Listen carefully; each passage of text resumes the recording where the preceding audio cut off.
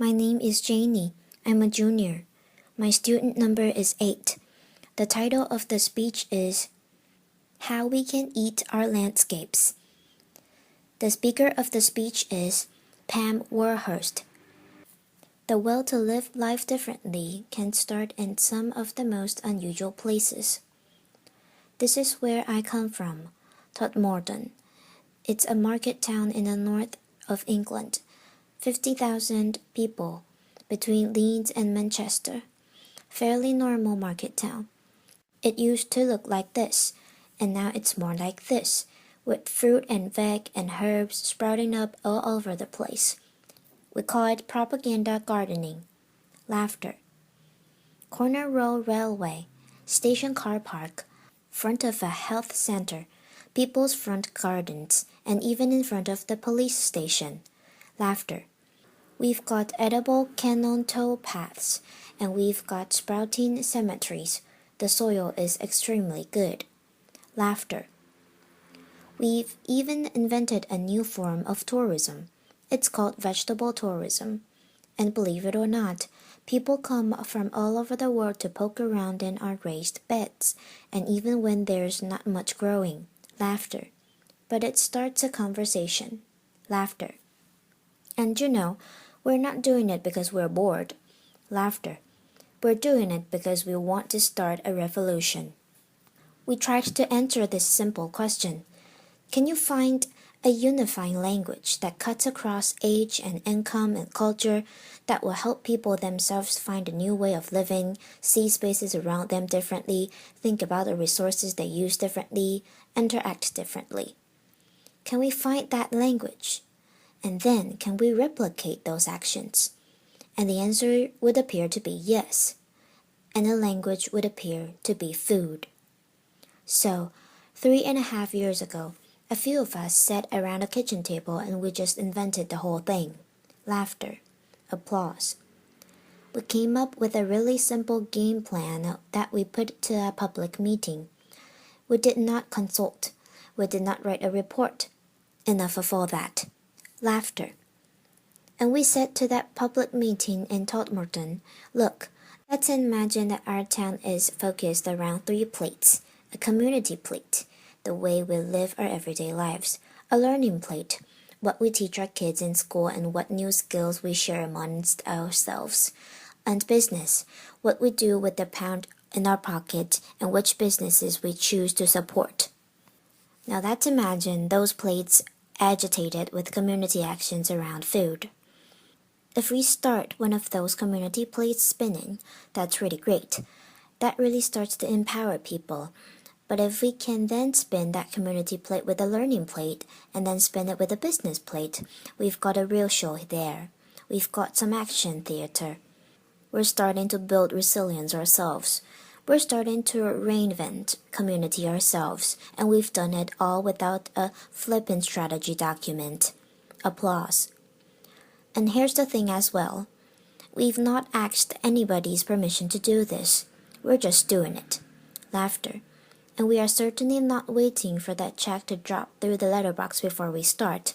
And most importantly of all, we are not daunted by this sophisticated argument that said, these small actions are meaningless in the face of tomorrow's problems because I have seen the power of small actions and it is awesome. So back to the public meeting. Laughter. We put that proposition to the meeting. 2 seconds, and then the room exploded. I have never, ever experienced anything like that in my life. And it's been the same in every single room, in every town that we've ever told our story. People are ready and respond to the story of food. They want positive actions they can engage in and in their bones. They know it's time to take personal responsibility and invest in more kindness to each other and to the environment. And since we had that meeting 3.5 years ago, it's been a heck of a roller coaster. We started with a seed swap, really simple stuff. And then we took an area of land, a strip on the side of our main road, which was a dog toilet basically, and we turned it into a really lovely herb garden. We took the corner of the car park in the station that you saw, and we made vegetable beds for everybody to share and pick from themselves. We went to the doctors.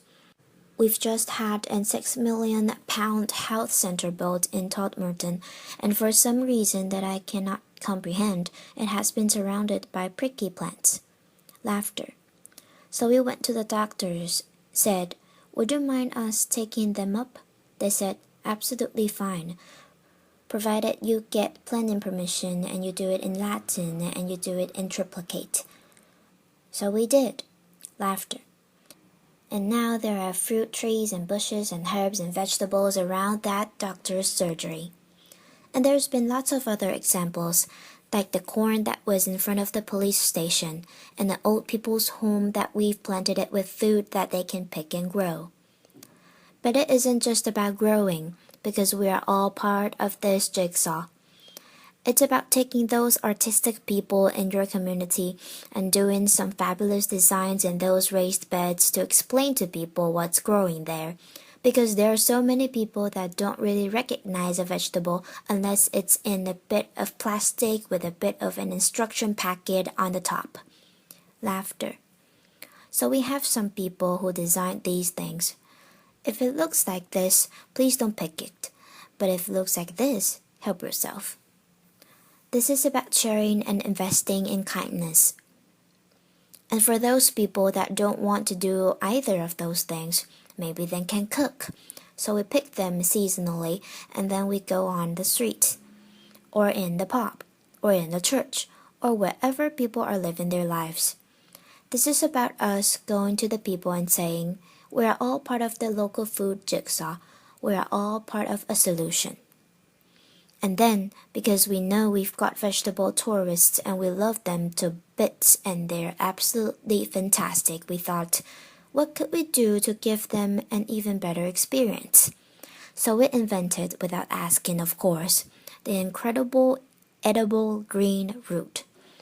And this is a route of exhibition gardens and edible towpaths and bee-friendly sites, and a story of pollinators, and it's a route that we designed that takes people through the whole of our town, past our cafes and our small shops, through our market, not just to and fro from the supermarket. And we're hoping that in changing people's footfall around our town, we're also changing their behavior.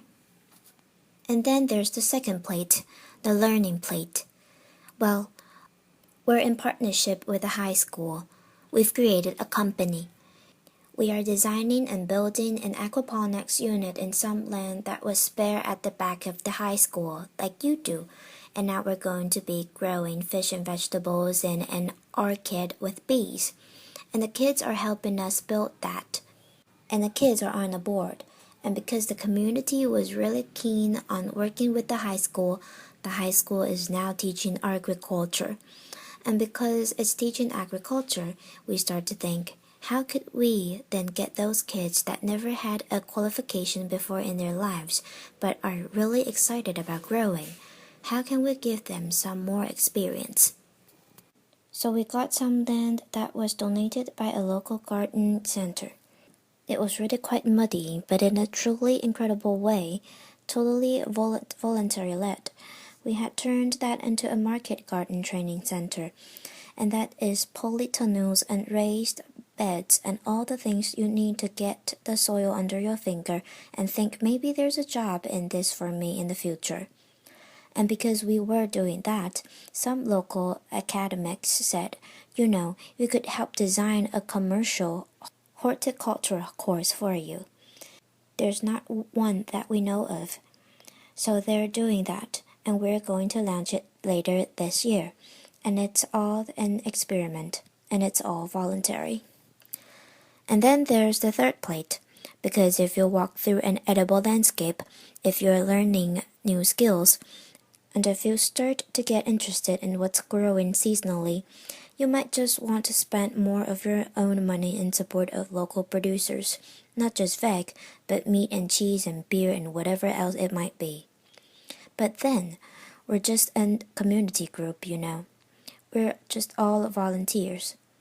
What could we actually do? So we did some really simple things. We fundraised. We got some blackboards. We put incredible edible on the top.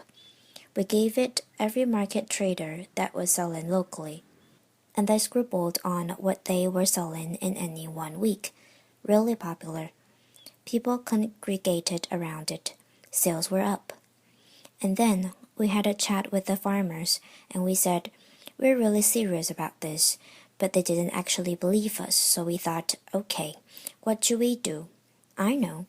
If we can create a campaign around one product and show them there is local loyalty to that product, maybe they'll change their mind and see we're serious. So we launched a campaign, because it just amuses me, called Every Egg Matters. Laughter. And what we did was we put people on our egg map. It's the stylized map of Throckmorton. Anybody that's selling their excess eggs at the garden gate perfectly legally to their neighbors, we've stuck on there. We started with 4, and we've now got 64 on. And the result of that was that people were then going into shops asking for a local Throckmorton egg. And the result of that was some farmers upped the amount of flocks they got of free-range birds, and then they went on to meat birds. And although these are really, really small steps, that increase in local economic confidence is starting to play out in a number of ways. And we now have farmers doing cheese, and they've uppered their flocks and rare breed pigs. They're doing pasties and pies and things that they would have never done before. We've got increasing market stalls selling local food. And in a survey that local students did for us, 49% of all food traders in that town said that their bottom line had increased because of what we were actually doing. And we are just volunteers and it's only an experiment. Laughter. Now, none of this rocket science. It certainly is not clever, and it's not original, but it is joined up, and it is inclusive. This is not a movement for those people that are going to sort themselves out anyway. This is a movement for everyone. We have a motto. If you eat, you're in. Laughter, applause. Across age, across income, across culture. It's been really quite a roller coaster experience, but going back to that first question that we asked, is it replicable? Yeah, it most certainly is replicable. More than 30 towns in England now are spinning the incredible edible plate. Whichever way they want to do it of their own volition, they're trying to make their own lives differently, and worldwide. We've got communities across America and Japan. It's incredible, isn't it? I mean, America and Japan and New Zealand. People after the earthquake in New Zealand visited us in order to incorporate some of this public spiritedness around local growing into the heart of Christ's Church. And none of this takes more money, and none of this demands a bureaucracy. But it does demand that you think things differently, and you are prepared to bend budgets and work programs in order to create that supportive framework that communities can bounce off. And there's some great ideas already in our patch.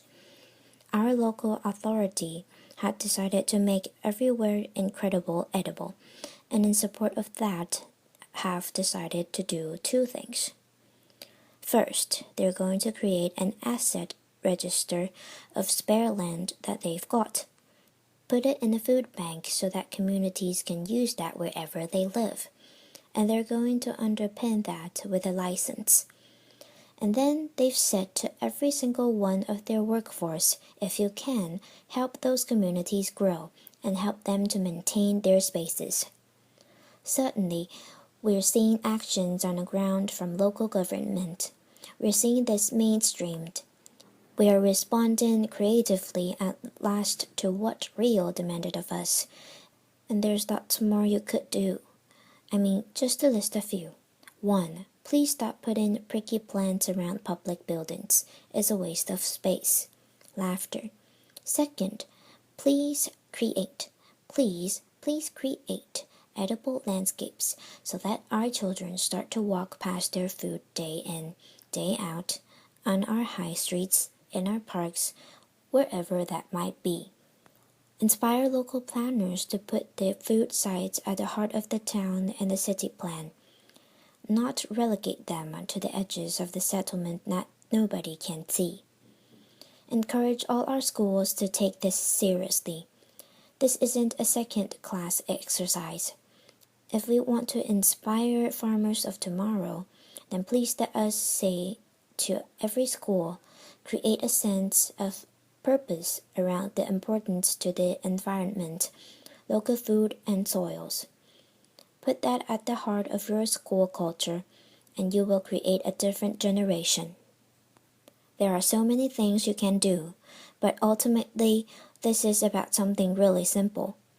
Through an organic process, through an increasing recognition of the power of small actions, we are starting, at last, to believe in ourselves again and to believe in our capacity, each and every one of us, to build a different and a kinder future. And in my book, that's incredible. Thank you. Applause. Applause. Thank you very much.